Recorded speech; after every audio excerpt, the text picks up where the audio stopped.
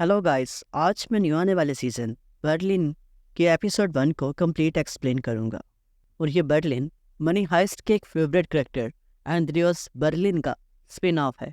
और इसके साथ साथ ये एक प्रीक्वल भी है, क्योंकि इस सीज़न में मनी हाइस्ट से होने वाले पहले इवेंट्स को दिखाया गया है। और इस सीज़न का स्टार्ट होता है बर्लिन की स्टोरी से, जहाँ बर्लिन की तीसरी वाइफ उसे छोड़कर जा रही होती है। और बर्लिन कहता है कि सिर्फ 2 ही ऐसी चीज़ें हैं जो हमारे दिन को अच्छा बना सकती हैं। पहली है इश्क, और सच पूछो तो ये काफ़ी नहीं है, क्योंकि हमारी तीसरी वाइफ हमारा प्यार ठुकरा कर जा रही है। और दूसरी है चोरी, और कोई छोटी मोटी चोरी नहीं, 10 मिलियन यूरोस की चोरी। और आज हम एक बड़ी तिजोरी के लिए एक छोटी चाबी चुराने वाले हैं। और उसके बाद बर्लिन कहता है कि ये हमारी गैंग है, और ये उन दिनों की बात है जब ना हम बीमार थे, ना ही रॉयल मेंट में किसी चूहे की तरह छुप रहे थे, उम्मीद के धागे से लटके हुए जिंदा बचने की आस में।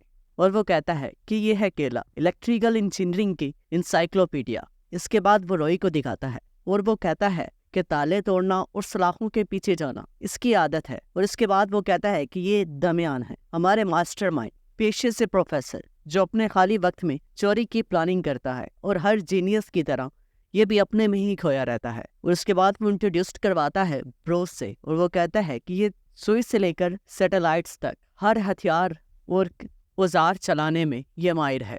उसके बाद बर्लिन अपनी गैंग के साथ उस हाउस में इंटर होते हैं जहां इन लोगों ने चोरी करनी होती है। और उस घर में एक पार्टी चल रही होती है। और बर्लिन पूछता है, तो ये बताएं यहाँ एंटोनियो वाल्स कौन है। और वो उससे कहता है कि हमारे पास आपके घर का सर्च वारंट है, आप जरा हमारे साथ आएंगे। और वो उसको ऊपर लेकर जाता है। और उस पार्टी में बैठा एक शख्स कहता है, यह पुलिस वाले नहीं लगते, दाल में जरूर कुछ काला है। और इसके बाद बर्लिन उसके घर से प्राचीन का एक पुराना प्याला उसकी तिजोरी से निकलवाता है। उसके बाद बर्लिन कहता है, आपको एक कुछ खबरी सुनाते हैं, हम पुलिस वाले नहीं हैं, पर आपको कार्रवाई न करने के बदले में कि छोटी सी चीज अपने साथ लेकर जा रहा हूँ। और इस पार्टी में बैठा वो शख्स अगेन शोर मचाता है, और वो कहता है कि आपका इंचार्ज कौन है। और इसके बाद बर्लिन नीचे आ जाता है, और वो उससे कहता है कि कौन है जो यहाँ शोर मचा रहा है। तो वो आदमी कहता है, तुमने यहाँ आने की परमिशन किससे ली है? मैं इंस्पेक्टर मोरैन को अच्छी तरह से जानता हूँ, मैं उन्हें अभी फ़ोन लगाऊंगा। तो बर्लिन उसे कहता है, तो आप उन्हें अभी फ़ोन लगाएं, हम दोनों उनसे बात करते हैं लाउड स्पीकर पर। और बर्लिन उसके फ़ोन को तोड़ देता है, और वो कहता है कि आप देखना चाहते थे कि हमारा आईडी नंबर क्या है, तो ये लीजिए। और वो उसे अपना पिस्टल दिखाता है, उसको कहता है कि इसमें रेबलम 8 गोलियां हैं। तो वो आदमी डर जाता है, और वो कहता है कि इसकी कोई ज़रूरत नहीं। तो बर्लिन कहता है, जो बेवकूफ़ गलत दिन मसीहा बनने निकलते हैं वो कहीं और नहीं, सीधा कब्र तक पहुंच जाते हैं। और इसके बाद बर्लिन उन मीटिंग्स में बैठे सारे लोगों के आईडी कार्ड्स नंबर ले लेता है, ताकि कोई भी उसकी इस स्टोरी की FIR ना कटवा दे। और इसके बाद बर्लिन उस शख्स को उस पार्टी से बाहर लेकर आता है। और बर्लिन को लगता है कि ये शख्स अपनी पास बैठी लड़की की वजह से उस पार्टी में शोर मचा रहा था, जबकि ऐसा कुछ नहीं होता। और वो शख्स कहता है कि मैं बस डर गया था। तो बर्लिन उसको कहता है कि आपको अंदाजा भी है आपने क्या कर दिया है?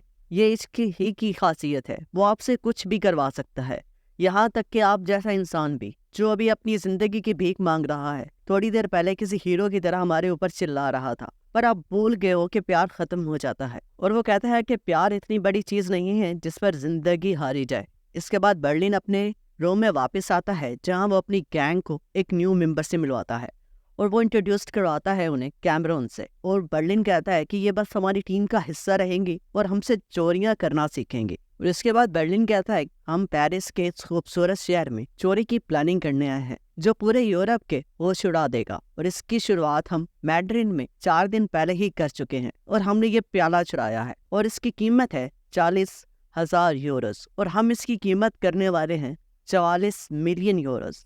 तो दमियान कहता है, तो दोस्तों ये हमारी चाबी है जिससे हम 44 मिलियन के जेवर चुराने वाले हैं, और ये ही हमारा सबसे बड़ा खेल होगा कि हम कैसे एक प्याले से यूरोप के शाही खानदान के 63 हीरो से जुड़े जेवर निकलवाते हैं, जो इस वक्त 34 शहरों में फैले हुए हैं।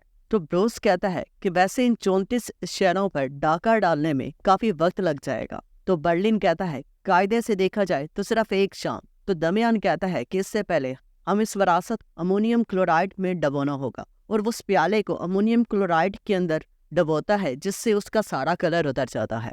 और फिर बर्लिन अपने दोस्तों के साथ एक चर्च में जाता है और उस चर्च का फादर कहता है कि मैं आपको जानता हूँ। तो इसके बाद सीन अपने फ्लैशबैक की तरफ जाता है, जहाँ केला कहती है जब वो हमारे काम के बारे में ढूंढ रहे होंगे तो उन्हें 650 से ज्यादा लिंक्स मिलेंगे जो मैंने ही बनाए हैं। और इसके बाद वो फादर उन्हें अंदर लेकर जाता है और बर्लिन कहता है कि कैथीड्रल की पुरानी किताबों में हमें इसी जगह में एक पुराने चर्च के होने के कुछ सबूत मिले हैं। और दमियान कहता है और यही इन्फो हमें बेनेडिक्टाइन कोडेक्स में भी मिलती है जिसका जिक्र पिरथियार्थ्रो ने किया था। और अगेन सीन अपने फ्लैशबैक में जाता है जहां बर्लिन अपनी गैंग से कह रहा होता है कि इन कोडेक्स के पेपर और बड़े बड़े नुक्तों में फंसकर उनके पास सोचने का वक्त ही नहीं बचेगा। तो वो फादर ये बातें सुनकर कहता है ये कोडेक्स तो 5वीं शताब्दी का है, जहां तक मुझे पता है मेरा ये चर्च 1240 में बना था। तो बर्लिन कहता है कि अगर हमारी खोज सही जा रही है तो पेरिस का सबसे पुराना चर्च कोई और नहीं बल्कि आप जहां खड़े हैं वो होगा। और अगेन सीन अपने फ्लैशबैक की तरफ चला जाता है जहां बर्लिन कहता है कि क्या होता है जब एक पादरी जिन्हें अपने चर्च से प्यार होता है और उनको पता चलता है कि उनके पैरों तले सिर्फ जमीन नहीं पूरे का पूरा खजाना है, तब वो जंगल के मोर की तरह नाचने लगेगा। तो वो फादर उनसे कहता है अगर आप यहाँ आ ही गए हैं तो चलें आपकी मशीन्स के साथ नीचे तहखाने में चलते हैं। और जैसे ही वो उस मशीन को नीचे लेकर जाते हैं वो मशीन कुछ डिटेक्ट करती है। अगेन बर्लिन कहता है कि इस मशीन का एक बहुत बड़ा फायदा है, कोई कितना भी दिमाग लगा ले आखिर स्क्रीन पर क्या चल रहा है किसी को नहीं पता चलेगा और वो हमारी आंखों की चमक और चेहरे की रोशनी में डूब जाएगा। और सीन अगेन वापस आता है जहां दमियान उनसे कहता है कि हम कुछ कह नहीं सकते, मशीन ने कुछ डिटेक्ट तो किया है, इसका ये मतलब नहीं है कि नीचे कोई दूसरी इमारत हो सकती है, हमें सबूत ढूंढने के लिए और खुदाई करनी होगी। और अगेन सीन बर्लिन की गैंग पर आता है जहां कैमरून उनसे सवाल करती है कि हमें इस तहखाने में आर्कियोलॉजिकल खुदाई करनी ही क्यों है। तो बर्लिन कहता है क्योंकि इस तहखाने से एक सीक्रेट रास्ता पेरिस के कब्रिस्तान तक जाता है, 65 फीट नीचे 300 किलोमीटर की टनल जिससे हम शहर के किसी भी कोने में पहुंच सकते हैं। और इसके बाद प्रोफेसर उन्हें नक्शा दिखाता है और कहता है कि जहां हम एग्जैक्टली पहुंचना चाहते हैं वो तहखाने से सिर्फ 150 किलोमीटर की दूरी पर है। और बर्लिन कहता है जहां यूरोप का हर शाही खानदान अपने कीमती खजाने जमा कर चुका होगा ताकि अंकल बर्लिन उन्हें अपने घर लेकर जा सके। तो बर्लिन कहता है कि पर सिर्फ एक ही मसला है, सभी जेवर एक ही वक्त पर वहां नहीं पहुंचेंगे, वो जेवर 34 शहरों से एक एक कर नीलामी घर तक आएंगे। तो वो ब्रूस कहता है पर हम उन्हें एक ही शाम में कैसे चुराएंगे। तो बर्लिन कहता है कि पता लगाएंगे कि आखिरी शिपमेंट कब आ रही है। और इसके बाद वो कहता है कि हमारे ठीक सामने नीलामी घर के डायरेक्टर का घर है, वो सिर्फ वही एक इंसान है जिन्हें वक्त और तारीख पता होगी। और इसके बाद रॉय, कैमरून और केला जाकर उस डायरेक्टर के घर में मुख्तलिफ जगहों पर जाकर कैमरास फिट करते हैं। इसके बाद सीन आता है बर्लिन और दमियान पर, जहां बर्लिन अपनी तीसरी वाइफ को याद कर रहा होता है और वह दमियान से कहता है कि तीसरा तलाक पहले से भी मुश्किल होता है। तो दमियान कहता है कि लेकिन तुम्हें इस नजरिए से देखना चाहिए कि ये एक बुरी कहानी थी और शुक्र मनाओ कि ये खत्म हो गई है। और बर्लिन कहता है कि सच्चा प्यार वगैरह सिर्फ कहानियां हैं, सच तो ये है कि प्यार ढल जाता है, सिर्फ शुरुआत ही रोमानी होती है और वो दौर ही कुछ और होता है, हर गाना सिर्फ आपको उसी की याद दिलाता है।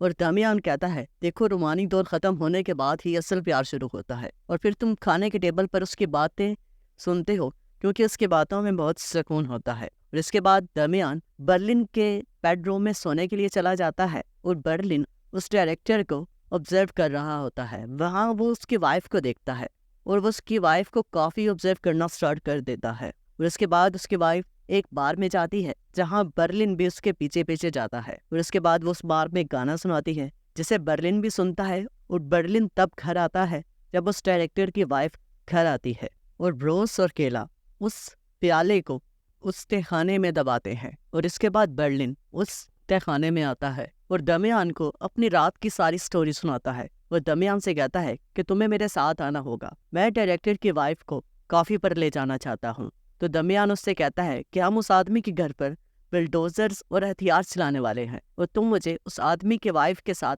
काफी पर ले जाने के लिए आए हो। तो बर्लिन कहता है कि बिल्कुल ऐसा ही है, हम उससे मिलने के लिए बेताब हैं और यहाँ तक कि हम पूरे प्लान को खतरे में डालने के लिए तैयार हैं।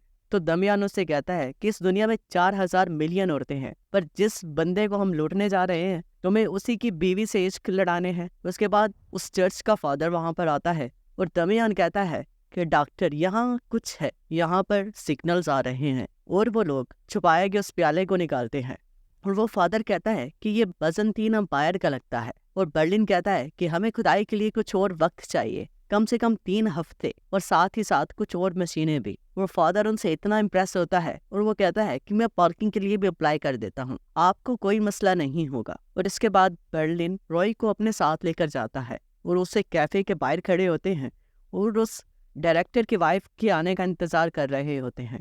और बर्लिन रॉय से कहता है कि तुम 2 मिनट के बाद आना और मुझसे किसी पुराने दोस्त की तरह मिलना। और इसके बाद बर्लिन उस डायरेक्टर की वाइफ से मिलता है और वो उसे अपने बारे में इंट्रोड्यूस करवाती है और वो कहती है कि मैं कुछ स्पेनिश नहीं हूँ, मैं मेक्सिको से हूँ, मेरा नाम कैमिला है, लेकिन यहाँ के लोग कैमिल कहकर पुकारते हैं। मैं 8 साल से पेरिस में रह रही हूँ। और बर्लिन उसको और बताता है कि वो यहाँ अपने एक पुराने दोस्त से मिलने के लिए आया है। और उसके बाद रॉय की एंट्री होती है और वो बर्लिन से मिलता है। बर्लिन उसी को साइड टेबल पर बिठाकर कहता है कि हम यहाँ बैठेंगे और उसका वेट करेंगे। अगर उसने हमारी तरफ देखा या मुस्कुराई तो समझ लो कि काम हो गया। और इधर टनल का सीन दिखाया जाता है जहाँ दमियान कैमरून उस टनल के अंदर जाते हैं और वो उस टनल को साथ साथ मार्क भी करते हैं, क्योंकि उस टनल से अब तक कोई जिंदा बाहर नहीं निकल सका था। और इधर सीन अपने फ्लैशबैक की तरफ जाता है जहाँ प्रोफेसर कह रहा होता है कि हम उस टनल में 27 ग्रेडियंट डिग्री पर 45 फीट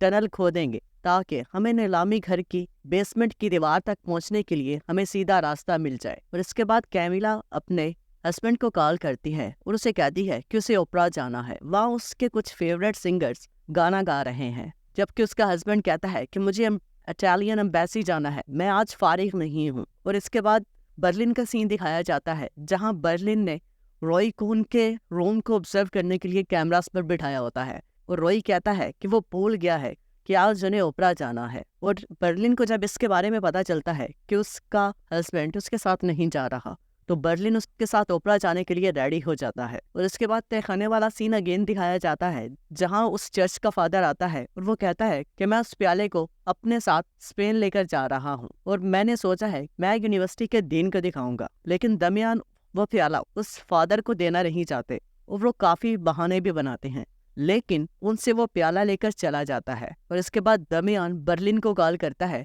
और वो कहता है कि वो पादरी प्याला लेकर जा रहा है और वो उसे स्पेन लेकर जाएगा और वो वहाँ अब उसे अपनी टीम को दिखाएगा और अगले 12 घंटे में वो नकली प्याले को पहचान लेंगे और पुलिस यहाँ पहुँच जाएगी। और इसके बाद बर्लिन कहता है कि हमने जो प्लान बनाया था महीनों मेहनत कर और इतनी रातें जाकर, वो सिर्फ एक पादरी के पागलपन की वजह से बर्बाद हो रहा है। और सड़क के उस पार वो खड़ी थी इस बात से बेखबर कि हम उसकी जिंदगी में आने वाले हैं और हम एक कश्मकश में हैं कि एक चीज को चुनना है जिसके पीछे दुनिया पागल है, एक पैसा और दूसरा प्यार। और उसके बाद वो रॉय से कहता है कि हमें वो प्याला चाहिए, चाहे वो जैसे भी लाओ, भले एयरपोर्ट के वॉशरूम में उस पादरी की जन्नत की टिकट काटनी पड़े। और इसके बाद इस एपिसोड बनकर दी एंड हो जाता है। मिलते हैं नेक्स्ट वीडियो में and subscribe to my channel.